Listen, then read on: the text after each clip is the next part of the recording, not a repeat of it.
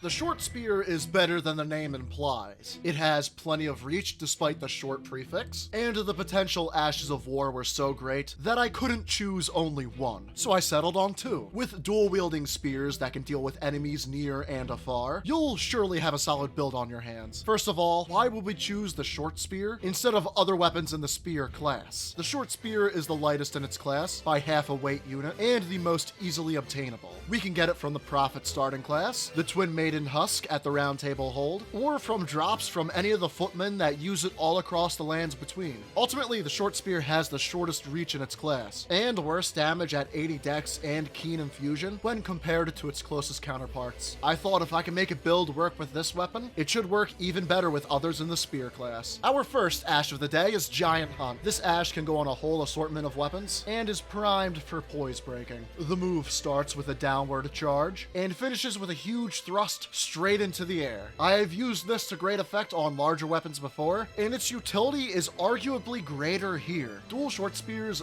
won't be dealing much in the way of poise damage, so it's important to have a move that deals a lot of poise damage in a single button press. That, and the knockback dealt to some NPC-sized enemies is very funny.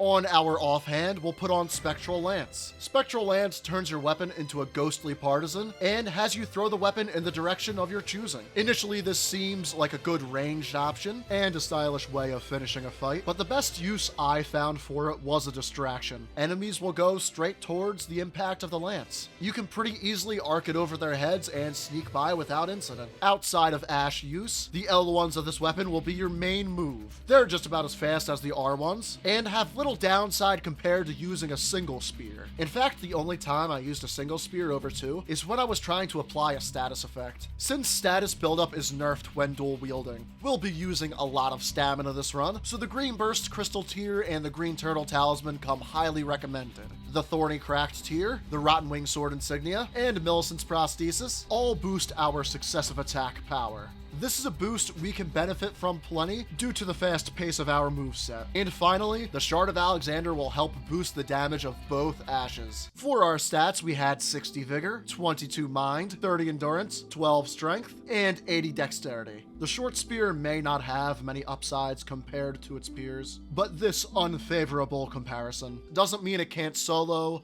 or duo its way through Max New Game Plus.